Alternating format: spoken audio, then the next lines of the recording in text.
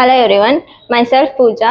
Today my topic is tally in account. First of all, tally ಅಂದ್ರೆ ಏನು ಅಂತ ತಿಳ್ಕೊಳ್ಳೋಣ. ಟ್ಯಾಲಿ ಅಂತ ಎಲ್ಲರೂ ಹೇಳ್ತಿರ್ತಾರೆ. ಹಂಗಂದ್ರೆ ಏನು ಅಂತ ಸಿಂಪಲ್ ವರ್ಡ್ ಅಲ್ಲಿ Tally is account based on software. It helps day to day business transaction ಅಂತ ಅಂದ್ರೆ ಅವಾಗೆಲ್ಲ ಟ್ಯಾಲಿನ ಬುಕ್ಸ್ ನಲ್ಲಿ ಕೀಪ್ ಮಾಡ್ತಿದ್ರು ಲೆಡ್ಜರ್ ಮೂಲಕ. ಅವೆಲ್ಲ ಹರಿದೋಗೋ ಚಾನ್ಸಸ್ ಮತ್ತೆ ಕಳೆದೋಗೋ ಚಾನ್ಸಸ್ ಇರ್ತಿತ್ತು.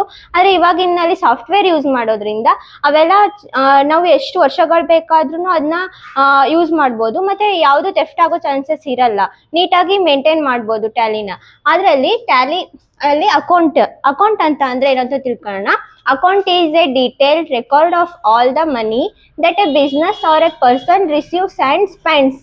ಅಕೌಂಟ್ ಅಂತ ಅಂದ್ರೆ ರೆಕಾರ್ಡ್ ಮಾಡೋದು ಡೀಟೇಲ್ ಆಗಿ ಯಾವ್ದನ್ನ ಪರ್ಸನ್ ಆಗಿರ್ಬೋದು, ಬಿಸ್ನೆಸ್ ಆಗಿರ್ಬೋದು, ಏನ ರಿಸೀವ್ ಮಾಡ್ತಾರೆ ಮತ್ತೆ ಪೇ ಮಾಡ್ತಾರೆ.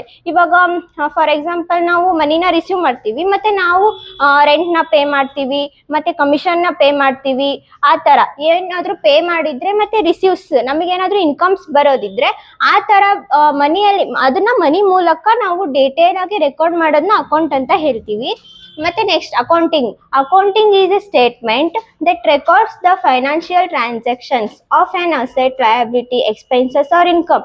ಅಸೆಟ್ಸ್ ಅಂತ ಅಂದ್ರೆ fixed assets, current assets. 2 types ಇದಾವೆ. ಫಿಕ್ಸ್ಡ್ ಅಸೆಟ್ಸ್ ಅಂದ್ರೆ ಮಷಿನರಿ ಆಗಿರ್ಬೋದು, ಪ್ಲಾಂಟ್ ಆಗಿರ್ಬೋದು, ಲ್ಯಾಂಡ್ ಆಗಿರ್ಬೋದು, ಬಿಲ್ಡಿಂಗ್ ಆಗಿರ್ಬೋದು, ಮತ್ತೆ ಈ ತರ ಅಸೆಟ್ಸು. ಮತ್ತೆ ಕರೆಂಟ್ ಅಸೆಟ್ಸ್ ಅಂದ್ರೆ cash in hand, cash at bank, ಮತ್ತೆ ಸ್ಟಾಕ್ಸ್ ಆಗಿರ್ಬೋದು, ಮತ್ತೆ ಸನ್ರಿ ಡೇಟಾರ್ಸ್ ಆಗಿರ್ಬೋದು.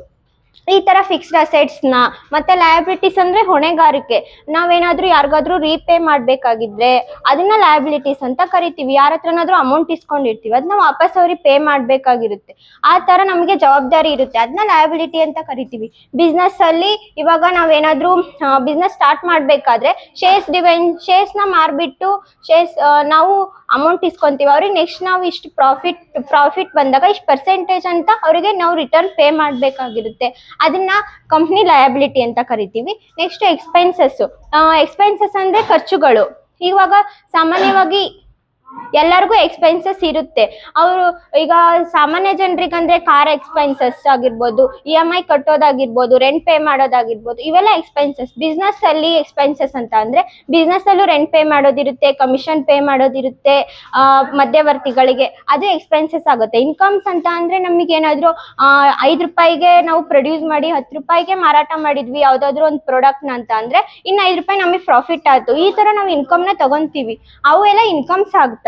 ಮತ್ತೆ ನೆಕ್ಸ್ಟ್ ಈ ಎಕ್ಸ್ಪೆನ್ಸಸ್, ಇನ್ಕಮ್ಸ್, ಲಯಬಿಲಿಟಿ ಆಗಿರ್ಬೋದು, ಅಸೆಟ್ಸ್ ಆಗಿರ್ಬೋದು, ಇವೆಲ್ಲ ಟ್ರಾನ್ಸಾಕ್ಷನ್ ಆಗಿರ್ತಲ್ಲ ಬಿಸ್ನೆಸ್ ಅಲ್ಲಿ. ಆ ತರ ಟ್ರಾನ್ಸಾಕ್ಷನ್ ಆಗಿರೋದನ್ನ ನಾವು ರೆಕಾರ್ಡ್ ಮಾಡ್ತೀವಿ, ಮತ್ತೆ ಸ್ಟೇಟ್ಮೆಂಟ್ ಕೊಡ್ತೀವಿ. ಅದನ್ನ ಅಕೌಂಟಿಂಗ್ ಅಂತ ಕರೀತಾರೆ ಬಿಸ್ನೆಸ್ ಅಲ್ಲಿ. ಮತ್ತೆ ನೆಕ್ಸ್ಟ್ ಈ ಅಕೌಂಟಿಂಗ್ ಅಲ್ಲಿ 3 ಗೋಲ್ಡನ್ ರೂಲ್ಸ್ ಇದಾವೆ. ಆ ಗೋಲ್ಡನ್ ರೂಲ್ಸ್ ಯಾವ್ಯಾವು ಅಂದ್ರೆ ಪರ್ಸನಲ್ ಅಕೌಂಟ್ ಆಗಿರ್ಬೋದು, ರಿಯಲ್ ಅಕೌಂಟ್ ಆಗಿರ್ಬೋದು, ನಾಮಿನಲ್ ಅಕೌಂಟ್ ಆಗಿರ್ಬೋದು. ಪರ್ಸನಲ್ ಅಕೌಂಟ್ ಅಲ್ಲಿ ಪರ್ಸನ್ಸ್ ಬರ್ತಾರೆ, ಲಯಬಿಲಿಟಿ ಬರುತ್ತೆ. ನೆಕ್ಸ್ಟ್ ಮತ್ತೆ ಇದರಲ್ಲಿ ಪರ್ಸನ್ಸ್ ಬರ್ತಾರೆ, ಲಯಬಿಲಿಟಿ. ಮತ್ತೆ IIT ಕಂಪ್ಯೂಟರ್ ಸೆಂಟರ್ ತಗೊಳ್ಳೋಣ. ಪರ್ಸನ್ಸ್ ಅಂತ ಅಂದ್ರೆ ಇವಾಗ ಪರ್ಸನ್ಸ್ ತಮ್ಮ ವೈಯಕ್ತಿಕ ಯೂಸಿಗೋಸ್ಕರ ಮನಿನ ತಗೊಂತಾರೆ, ಅದು ಪರ್ಸನ್ಸ್ ಅಲ್ಲಿ. ಮತ್ತೆ ನೆಕ್ಸ್ಟ್ ಲಯಬಿಲಿಟಿ ಅಂತ ಅಂದ್ರೆ ಹೊಣೆಗಾರಿಕೆ, ಅವ್ರು ಏನೇನ್ ರೀಪೇ ಮಾಡ್ತಾರಲ್ಲ ಅದು. ಮತ್ತೆ IIT ಕಂಪ್ಯೂಟರ್ ಸೆಂಟರ್ ಅಂದ್ರೆ ಅವರು IIT ಕಂಪ್ಯೂಟರ್ ಸೆಂಟರ್ ಅಲ್ಲಿ ಇವಾಗ ಅವರು ಕಂಪ್ಯೂಟರ್ ಸೆಂಟರ್ ಮಾಡ್ಬೇಕಾದ್ರೆ ಕ್ಯಾಪಿಟಲ್ನ ಬಂಡವಾಳನ ಹೂಡ್ತಾರೆ, ಮತ್ತೆ ಅದರಿಂದ ಇನ್ಕಮ್ ತಗೊಂತಾರೆ. ಅದು ಪರ್ಸನಲ್ ಅಕೌಂಟ್ ಅಲ್ಲಿ ಇರುತ್ತೆ. ಮತ್ತೆ ನೆಕ್ಸ್ಟ್ ಡ್ರಾಯಿಂಗ್ಸ್ ಆಗಿರ್ಬೋದು. ಇವಾಗ ಡ್ರಾಯಿಂಗ್ಸ್ ಅಂದ್ರೆ ಫಾರ್ ಎಕ್ಸಾಂಪಲ್ ನಾವ್ ಯಾವ್ದಾದ್ರು ಶೋರೂಮ್ ಆಗಿರ್ಬೋದು, ಮತ್ತೆ ಬಟ್ಟೆ ಅಂಗಡಿ ಆಗಿರ್ಬೋದು, ಅದರಲ್ಲಿ ಅವ್ರು ಏನ್ ಮಾಡ್ತಾರೆ ಅಂದ್ರೆ ತಮ್ಮ ಪರ್ಸನಲ್ ಯೂಸಿಗೋಸ್ಕರ ಏನಾದ್ರು ಮನಿನ ತಗೊಂಡಿದ್ರೆ ಅದನ್ನ ಡ್ರಾಯಿಂಗ್ಸ್ ಅಂತ ಕರಿತೀವಿ. ಆದ್ರೆ ಬೇರೆಯವ್ರು ತಗೊಂಡ್ರೆ ಅದು ಡ್ರಾಯಿಂಗ್ಸ್ ಆಗಲ್ಲ. ಮತ್ತೆ ನೆಕ್ಸ್ಟ್ ಪರ್ಸನಲ್ ಅಕೌಂಟ್ ಅಲ್ಲಿ debit the receiver, credit the ಗಿವರ್ ಆಗಿರ್ತಾರೆ. ಡೆಬಿಟ್ ಅಲ್ಲಿ ನಾವು ಆಲ್ಮೋಸ್ಟ್ ಅಲ್ಲಿ ರಿಸೀವ್ ಮಾಡಿರೋದನ್ನ ಡೆಬಿಟರ್ ಏನಾಗ್ತಾರೆ, ರಿಸೀವರ್ ಆಗ್ತಾರೆ. ಕ್ರೆಡಿಟರ್ ಸಾಹುಕಾರ ಆಗಿರ್ತಾರೆ, ಅವ್ರು ಕೊಡ್ತಾರೆ ಕ್ರೆಡಿಟರ್. ಡೆಬಿಟರ್ ಇಸ್ಕೊಳ್ಳೋರು, ಸಾಲಗಾರರು. ಡೆಬಿಟರ್ ರಿಸೀವರ್ ಆಗಿರ್ತಾರೆ ಮನಿನ, ಮತ್ತೆ ಕ್ರೆಡಿಟರ್ ಗಿವರ್ ಆಗಿರ್ತಾರೆ. ನೆಕ್ಸ್ಟ್ ರಿಯಲ್ ಅಕೌಂಟ್ ನೋಡ್ಬೇಕು ಅಂತ ಅಂದ್ರೆ ರಿಯಲ್ ಅಕೌಂಟ್ ಅಲ್ಲಿ next debit what comes in, credit what goes out. Real account ಅಲ್ಲಿ ಡೆಬಿಟ್ ವಾಟ್ ಕಮ್ಸ್ ಇನ್ ಅಂತ, ರಿಯಲ್ ಅಕೌಂಟ್ ಅಲ್ಲಿ ಅಸೆಟ್ಸ್ ಲಯಬಿಲಿಟೀಸ್ ಬರುತ್ತೆ. ಅಸೆಟ್ಸ್ ಅಂತ ಅಂದ್ರೆ ಹೇಳ್ದೆ ಆಗಲೇನೆ ಫಿಕ್ಸ್ಡ್ ಅಸೆಟ್ಸ್, ಕರೆಂಟ್ ಅಸೆಟ್ಸ್ ಅಂತ.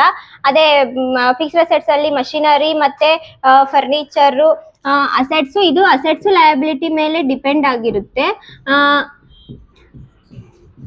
ಅಸೆಟ್ಸ್ ಅಂತ ಅಂದ್ರೆ ಫಿಕ್ಸ್ಡ್ ಅಸೆಟ್ಸ್, ಕರೆಂಟ್ ಅಸೆಟ್ಸ್ ಎರಡ್ ತರದ್ ಬರುತ್ತೆ. ಆ ಅಸೆಟ್ಸ್ ಫಿಕ್ಸ್ಡ್ ಅಸೆಟ್ಸ್ ಅಲ್ಲಿ ಫರ್ನಿಚರ್ ಆಗಿರ್ಬೋದು, ಮಷಿನರಿ ಆಗಿರ್ಬೋದು, ಲ್ಯಾಂಡ್, ಬಿಲ್ಡಿಂಗು, ಇವೆಲ್ಲ ಫಿಕ್ಸ್ಡ್ ಅಸೆಟ್ಸ್ ಅಲ್ಲಿ ಬರುತ್ತೆ. ಮತ್ತೆ ಕರೆಂಟ್ ಅಸೆಟ್ಸ್ ಅಂದ್ರೆ cash in hand, cash it bank, stock, data, sundry datas current assets ಅಲ್ಲಿ ಬರುತ್ತೆ. ಲಯಬಿಲಿಟೀಸ್ ಅಂದ್ರೆ ಹೊಣೆಗಾರಿಕೆಗಳು. ಫಾರ್ ಎಕ್ಸಾಂಪಲ್ ಇವಾಗ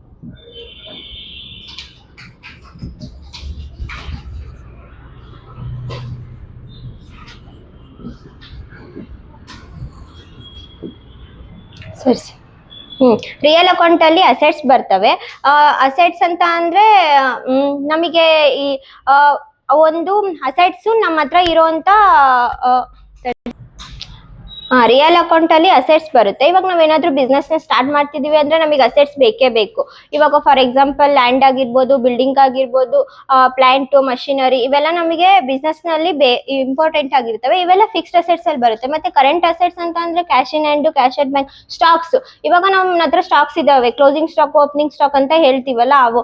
ಆ ಸ್ಟಾಕ್ಸ್ ಆಗಿರ್ಬೋದು, ಮತ್ತೆ ಸನ್ರಿ ಡೆಟಾರ್ಸ್ ಆಗಿರ್ಬೋದು, ಅವೆಲ್ಲ ಕರೆಂಟ್ ಅಸೆಟ್ಸ್ ಅಲ್ಲಿ ಬರ್ತವೆ. ಮತ್ತೆ ರಿಯಲ್ ಅಕೌಂಟ್ ಅಲ್ಲಿ debit what comes in, credit what goes out ಅಂತ ಇರುತ್ತೆ. ಡೆಬಿಟ್ ಅಲ್ಲಿ ಏನ್ ಬರುತ್ತೆ, ಡೆಬಿಟ್ ವಾಟ್ ಕಮ್ಸ್ ಇನ್, ನಾವೇನ್ ಪರ್ಚೇಸ್ ಮಾಡ್ತೀವಲ್ಲ ಅದು ಡೆಬಿಟ್. ನಮಗೆ ಗೂಡ್ಸ್ ನಾವು ರಿಸೀವ್ ಮಾಡ್ತೀವಿ, ಅದು debit what comes in. Credit what ನಾವು ಸೇಲ್ಸ್ ಮಾಡಿದಾಗ ನಮ್ಮಿಂದ ಹೋಗುತ್ತೆ, ಅದನ್ನ ಅದು ನಮಗೆ ಅಮೌಂಟ್ ಬರುತ್ತೆ. ನೆಕ್ಸ್ಟ್ ಅದನ್ನ debit what comes in, credit what goes out ಅಂತ ರಿಯಲ್ ಅಕೌಂಟ್ ನಲ್ಲಿ ನೋಡ್ತೀವಿ. Next nominal account. Nominal account ಅಲ್ಲಿ ನಾಮಿನಲ್ ಅಕೌಂಟ್ ಅಲ್ಲಿ ಟೂ ಟೈಪ್ಸ್ ಬರುತ್ತೆ, ಇನ್ಕಮ್, ಎಕ್ಸ್ಪೆನ್ಸಸ್. ಇನ್ಕಮ್ ಅಂತ ಅಂದ್ರೆ ನಾವು ಇನ್ಕಮ್ ಅಲ್ಲಿ ಟೂ ಟೈಪ್ಸ್ ಬರುತ್ತೆ, ಡೈರೆಕ್ಟ್ ಇನ್ಕಮ್ ಆಗಿರ್ಬೋದು, ಇಂಡೈರೆಕ್ಟ್ ಇನ್ಕಮ್ ಆಗಿರ್ಬೋದು. ಎಕ್ಸ್ಪೆನ್ಸ್ ಅಲ್ಲೂ ಕೂಡ two types, direct expenses, indirect expenses. ಈ ಡೈರೆಕ್ಟ್ ಎಕ್ಸ್ಪೆನ್ಸಸ್ ಯಾವ್ಯಾವು ಅಂತಂದ್ರೆ ವೇಜಸ್ ಆಗಿರ್ಬೋದು, ಪರ್ಚೇಸ್ ಆಗಿರ್ಬೋದು, ನಾವು ರಾ ಮೆಟೀರಿಯಲ್ಸ್ ನ ಪರ್ಚೇಸ್ ಮಾಡ್ತೀವಿ, ಅವು ಎಲ್ಲ ಡೈರೆಕ್ಟ್ ಇನ್ಕಮ್ಸ್ ಆಗಿರ್ತವೆ. ಮತ್ತೆ ಇಂಡೈರೆಕ್ಟ್ ಇನ್ಕಮ್ಸ್ ಅಂತಂದ್ರೆ ನಾವು ಸ್ಯಾಲ್ರಿ ಪೇ ಮಾಡ್ತೀವಿ, ಕಮಿಷನ್ ಪೇ ಮಾಡ್ತೀವಿ, ಡಿಸ್ಕೌಂಟ್ ಪೇ ಮಾಡ್ತೀವಿ, ಇವೆಲ್ಲ ಇಂಡೈರೆಕ್ಟ್ ಇನ್ಕಮ್ಸ್ ಆಗ್ತವೆ. ಮತ್ತೆ ಡೈರೆಕ್ಟ್ ಎಕ್ಸ್ಪೆನ್ಸಸ್ ಅಂತ ಸರ್ ತಡ್ರಿ ಸರ್. ನೆಕ್ಸ್ಟ್ ನಾಮಿನಲ್ ಅಕೌಂಟ್ ಅಲ್ಲಿ ಟೂ ಟೈಪ್ಸ್, ಇನ್ಕಮ್ ಆಗಿರ್ಬೋದು, ಎಕ್ಸ್ಪೆನ್ಸ್ ಆಗಿರ್ಬೋದು. ಇನ್ಕಮ್ ಅಲ್ಲಿ ಟೂ ಟೈಪ್ಸ್ ಬರುತ್ತೆ, direct income, indirect income. Direct income ಅಂದ್ರೆ ನಾವೀಗ ಸೇಲ್ಸ್ ಮಾಡ್ತೀವಿ, ನಮಗೆ ಡೈರೆಕ್ಟ್ ಆಗಿ ಅಮೌಂಟ್ ಬರುತ್ತೆ. ಮತ್ತೆ ನಮ್ಮ ಹತ್ರ ಕ್ಲೋಸಿಂಗ್ ಸ್ಟಾಕ್ ಇರೋದು ಕೂಡ ಡೈರೆಕ್ಟ್ ಇನ್ಕಮ್ ಆಗಿರುತ್ತೆ. ಮತ್ತೆ ಇಂಡೈರೆಕ್ಟ್ ಇನ್ಕಮ್ಸ್ ಅಂತ ಅಂದ್ರೆ ಡಿಸ್ಕೌಂಟ್ ರಿಸೀವ್ಡ್ ಮಾಡಿರ್ತೀವಿ, ಆಮೇಲೆ ಕಮಿಷನರ್ ರಿಸೀವ್ ಮಾಡಿರ್ತೀವಿ, ನಮಗೆ ಮನಿ ಬರುತ್ತೆ. ಇವೆಲ್ಲ ಡೈರೆಕ್ಟ್ ಇನ್ಕಮ್ ಆಗಿರುತ್ತೆ, ಇಂಡೈರೆಕ್ಟ್ ಇನ್ಕಮ್ ಆಗಿರುತ್ತೆ. ಮತ್ತೆ ಎಕ್ಸ್ಪೆನ್ಸಸ್ ಅಲ್ಲಿ direct expenses, indirect expenses. Direct expenses ಅಂದ್ರೆ ವೇಜಸ್ ನ ಪೇ ಮಾಡೋದು, ಮತ್ತೆ ರಾ ಮೆಟೀರಿಯಲ್ಸ್ ನ ಪರ್ಚೇಸ್ ಮಾಡೋದು, ಇವೆಲ್ಲ ಎಕ್ಸ್ಪೆನ್ಸಸ್ ಆಗುತ್ತೆ, ನಮ್ಮಿಂದ ಮನಿ ಹೋಗುತ್ತೆ. ಮತ್ತೆ ಇಂಡೈರೆಕ್ಟ್ ಎಕ್ಸ್ಪೆನ್ಸಸ್ ಅಂತ ಅಂದ್ರೆ ಸ್ಯಾಲರಿ ಪೇ ಮಾಡೋದಾಗಿರ್ಬೋದು, ಕಮಿಷನ್ ಪೇ ಮಾಡೋದಾಗಿರ್ಬೋದು, ನೆಕ್ಸ್ಟ್ ರೆಂಟ್ ಪೇ ಮಾಡೋದಾಗಿರ್ಬೋದು, ಇವೆಲ್ಲ ಇಂಡೈರೆಕ್ಟ್ ಎಕ್ಸ್ಪೆನ್ಸಸ್ ಆಗಿರುತ್ತೆ. ಮತ್ತೆ ನೆಕ್ಸ್ಟ್ ಈ ಗೋಲ್ಡನ್ ರೂಲ್ಸ್ 3 ಟೈಪ್ಸ್ ಮತ್ತೆ ಅಕೌಂಟ್ಸ್ ನ ಈ ವಿಡಿಯೋದಲ್ಲಿ ನೋಡಿದ್ವಿ. ನೆಕ್ಸ್ಟ್ ವಿಡಿಯೋದಲ್ಲಿ ನೆಕ್ಸ್ಟ್ ಟಾಪಿಕ್ ನ ನೋಡೋಣ. Thank you.